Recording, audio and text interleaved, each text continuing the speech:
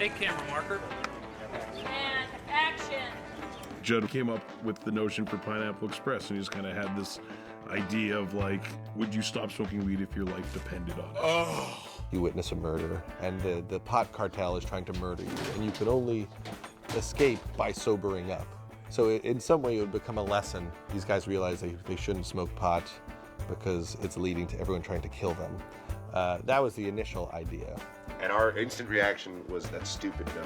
Like, we don't want to be the guys doing the dumb action weed movie. And then we kind of became obsessed with it and started thinking, like, what if we could do that good, you know? What, like an emotionally charged, funny weed action movie? If we could do that well, that's my favorite movie of all time.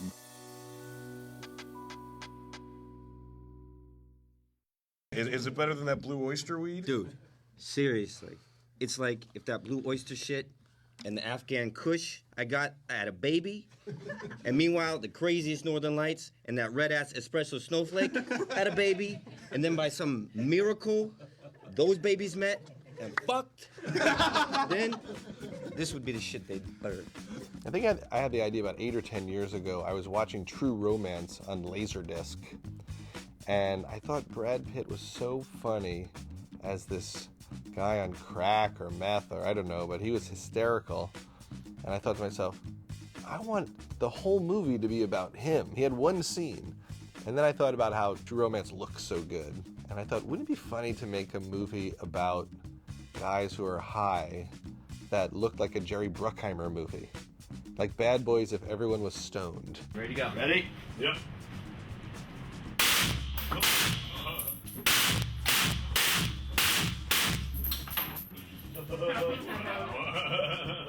You know, we always wanted to make these movies. We didn't know if anyone would ever let us make them.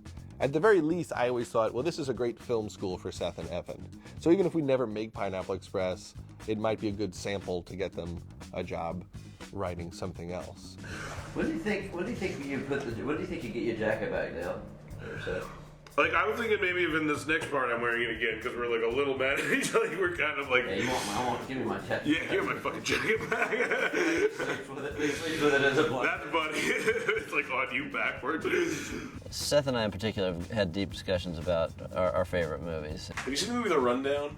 I like that movie. I thought, like, the movie itself is whatever, but, like, the action in it's fucking amazing. Yeah, our effects guy did it. Really? He was telling me about a lot of those. How did they do that shit?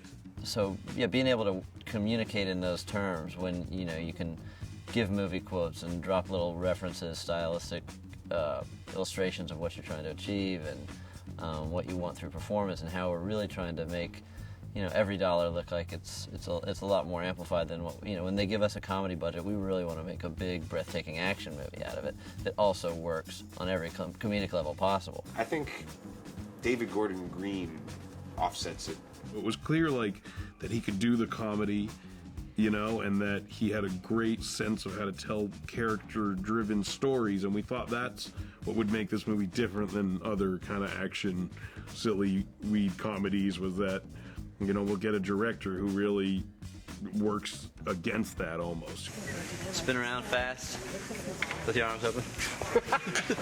We're getting a director who is just way better than what we're trying to do, and then the movie actually becomes good at the end of the process. It's just day one. I don't know what the future's gonna bring. Stay tuned, maybe some good shit. Just shooting in this direction only. Dale alone on the elevator. Saul enters the elevator. Doors close. And action. When we wrote the majority of it, we never thought they would make this movie. I mean, it's the craziest idea ever. A lot of ideas we've had, like, you tell it to people, they're like, oh, that sounds like a good idea. This movie, no one ever said that sounds like a good idea. We were like, oh, we're making a weed action comedy where, you know, we're getting hunted by pot dealers, and people are like, okay, have fun with that. Good luck. Cut. I like it. Yeah. Let's go. Perfect. We just wrapped the first day of Pineapple Express. I feel like the energy is super positive. The characters are natural. Acting is top notch. So we'll see. We got a lot of big scenes ahead of us this week, but so far so good. And yeah, it's time for a good night's sleep. We wrote Saul for me, and we just kind of assumed I'd be like the funny kind of stoner buddy, and we'd get some kind of leading man type guy to play Dale. And then, you know, we talked about Franco. I just always really liked him, and we kind of were always kind of funny together, and he was doing great, and, you know, we thought it'd be great to work together again. You ever see that movie where everybody's in the woods and then they slowly get killed? Yeah, Blair Witch Project. No. Oh, shit, that's way scarier than mine. Mine had Arnold Schwarzenegger, Predator. I'm thinking about the fucking Blair Witch. Wait, wait. Oh, fuck! Whoa! What are you doing? Saul, where are you going? What are you doing? Oh, no! I met James Franco in 1998 when we were casting Freaks and Geeks, and it was, you know, his first big gig. And we hired him because we thought he was the goofy guy. We didn't realize he was even attractive. You're in love with Tuba, girl? Shut up, man. Just forget it.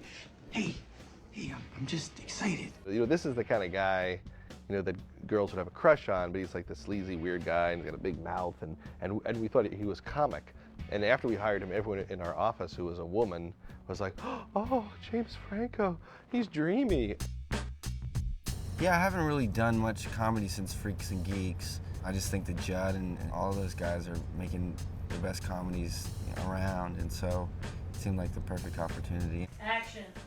I can't even let it on my own. I need you.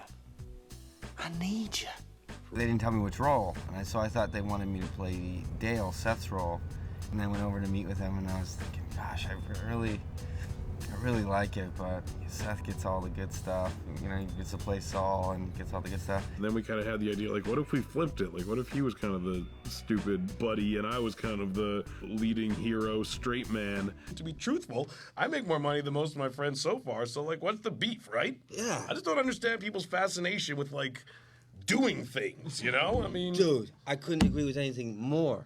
Fuck things. I don't want to do them. No, you know? You know, anything to kind of set ourselves apart from how these movies are usually done was valuable to us. And so by kind of switching the cast was, you know, that was a great idea. Fine. Smoke all the fucking marijuana you want, okay? But you know as well as I do how Scarface ends. It ends face down, dead, riddled with bullets in your own fucking water fountain, okay? Is that what you want for yourself? That's how it ends? Of course that's how it ends. It comes on 2 discs. I lost the second disc. Fuck! When I first read it, they said this had been written for James and Seth, and as a fan of Freaks and Geeks, and I was really excited about that because you see so much comedic potential in James that he hasn't really put to use a lot. Wiggle your boner. Look, it's like my thumb is my cock. Try to touch him with it. I'm sure he gets called a serious actor a lot. I bet he hates getting called a serious. He's a serious actor, not like me. I'm not a serious. I mean, I don't know what that means, but we get along fantastically. We have the exact same attitude about how all this stuff should go. I think we're a great team. I think he's got a perfect sense of comedy.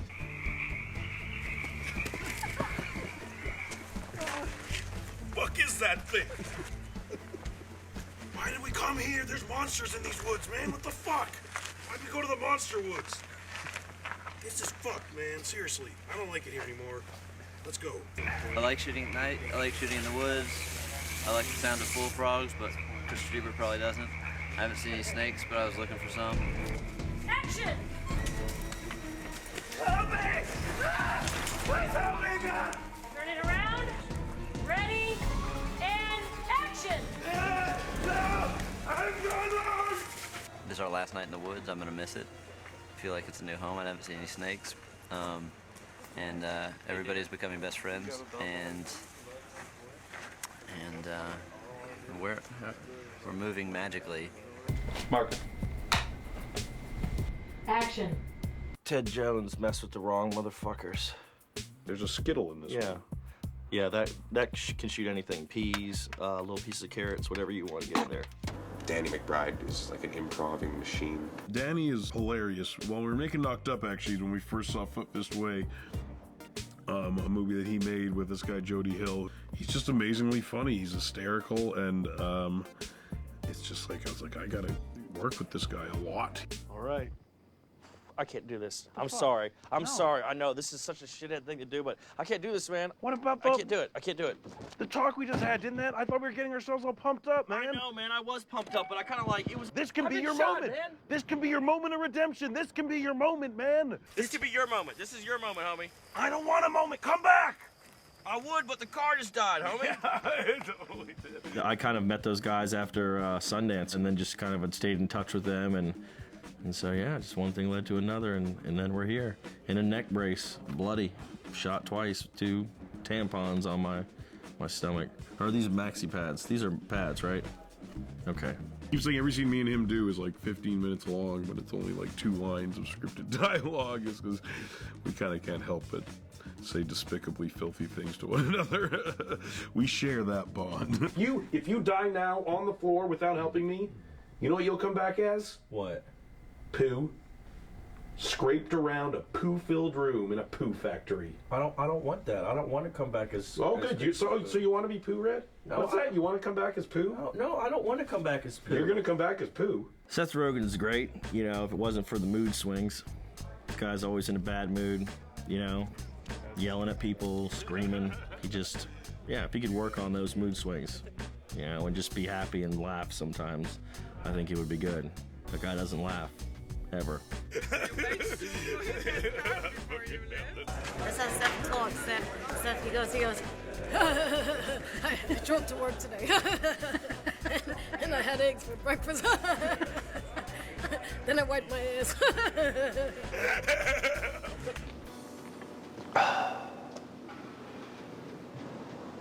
Pineapple Express.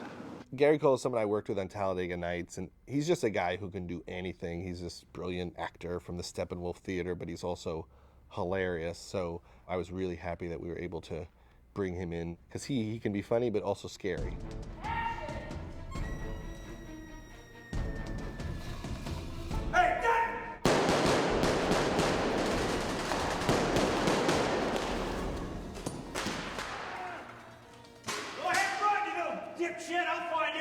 Gary Cole, he's another guy where just like can't believe we got him, you know? I mean, he's just one of these guys who's professional and funny and scary and just a great actor, and we're thrilled he's in the movie. Why are you doing this to me? Why are you doing this to me? It's an intangible thing. There's a tone and a quality and an ease in which these guys are able to create a story. We are fucked, Ted. Do you understand what you did? We're fucked. What do you want me to say? Okay, you want me to call him back and apologize? No, I don't think want he's you to going to call him back understand and that. Apologize, Ted. I'm just letting you know. It is on. Okay, Okay. I'll take it back. I mean, just that, you know. I mean, we would just Shut nothing up. would happen. Just shut up, please. Rosie Perez is hilarious. She's amazing. I've been a real fan of hers for a long time. When we heard she was interested in this, I mean, we were all really psyched, and she's just so funny and cool and has like the craziest stories of like anyone I've ever met in my life. Oh my God, I thought I was gonna go into the camera. The fun part of the movie for me was actually driving the car. And everybody's like, oh, she can really drive. And I was like... And then when I put on the uniform, I looked like a Puerto Rican Barney Fife, and everybody was laughing at me in the wardrobe test. So then I got really pissed off, and so I was like, I'm gonna be a badass motherfucking bitch. That's what I'm gonna be. And then I shot a civilian. I mean, how the hell am I gonna explain that one? Don't go there. David Gordon Green's suggestion of creating this undercurrent of sexual tension between Gary Cole's character and my character. I'll go for. Watch my back.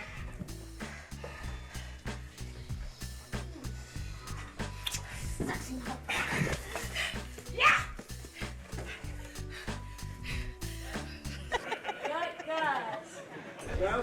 It's a scrolling party. Can you handle this solo? You got to be kidding me. No, I can't handle this by myself. Why can't you handle this by yourself? Because this is teamwork. This is a team effort. This guy is your friend. This is a partnership. He's not my friend. He's my bass player. We're in the same band together. Kevin Corrigan and Craig Robinson are both guys that we've worked with before. Kevin, you met him on Freaks and Geeks initially. He's in that. And he's just kind of one of my favorite actors in the world. I'm just kind of obsessed with him. Get over, bitches! Everyone on the ground now! Tell me where my friend is or this guy gets it! Hey, relax, man. Everybody chill. Nobody shoot. Craig, we first worked with in Knocked Up, and he's also just one of the funniest guys ever. 3, 2, 1, action!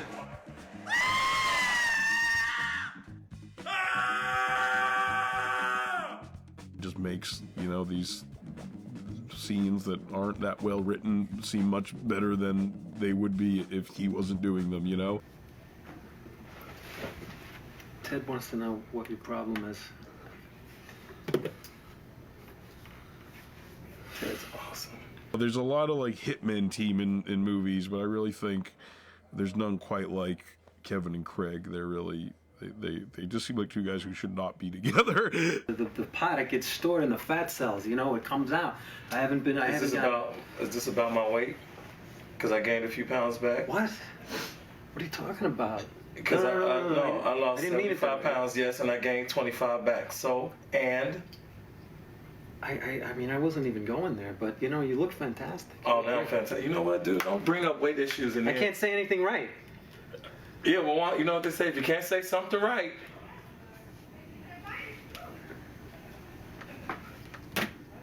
If you can't say something right, have a drink or how does Yeah, have a drink, Alki. And action. No.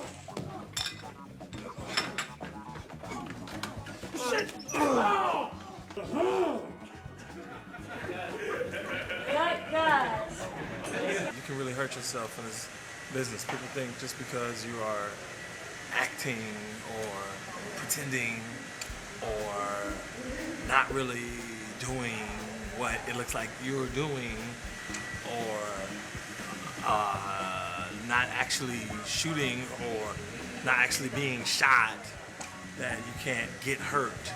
But let me tell you something, people who think that you can get hurt. That is an amazing gun. It makes me happy every time I see it. The shotgun? Oh, the giant revolver, yeah. we cast our Angie. We got our Angie, and she's gonna start playing in a week. Angie, what's up? Hey, look, I just talked to my parents and they're so excited about you coming tonight. Well, I'm working up an appetite for you. The entire rest of the cast, people constantly throwing new ideas into the ring. You assholes do exactly as I say. I'll take you both outside and fuck you in the street. What is that? He is high as a fucking kite. I can smell you over here. I'm getting high just standing next to you. How old are you, Chief? Hey, fella, how old are you? 30, 38, 42? What the hell happened to you, Haas? Yeah, but yell it at him. Yeah, what the hell happened to you, Haas? Yeah.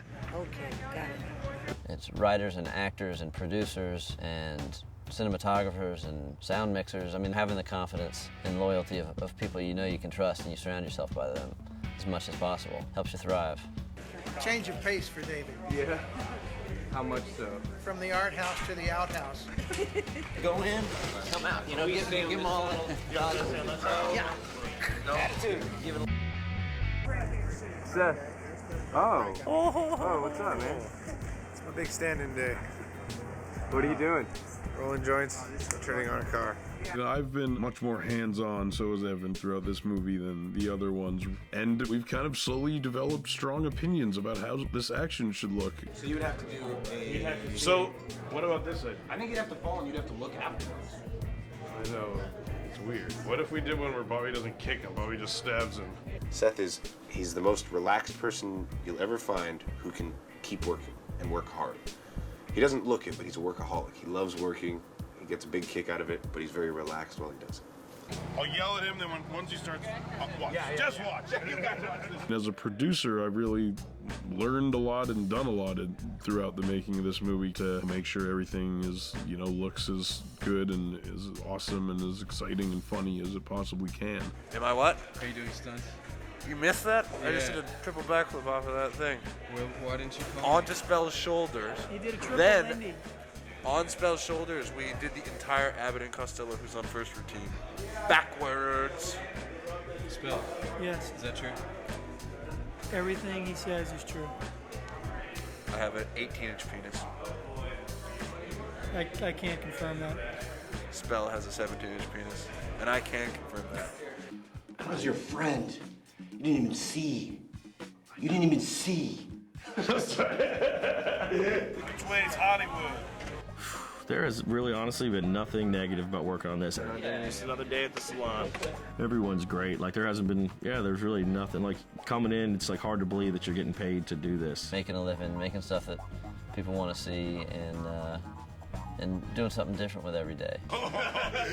We're all like kids in candy shops, and I don't think anyone can believe that we get to do this. We made it. We wanted it to be exciting and awesome, you know, and I think we've kind of done that. Pineapple Express. Hi, we're here at my house and we're doing yoga because I've been instructed to gain flexibility, and since I never do any physical activities, there's a large likelihood I'll get injured doing some of these crazy fucking stunts and shit that we're doing. So I'm supposed to do yoga to limber up, but I'm not supposed to lose any weight at all, so it's very low-key yoga because I'm supposed to be kind of fat and chubby as I am. So it's all about muscle flexibility and not getting injured and not fucking up the whole movie because I'm an inactive piece of shit. That's it.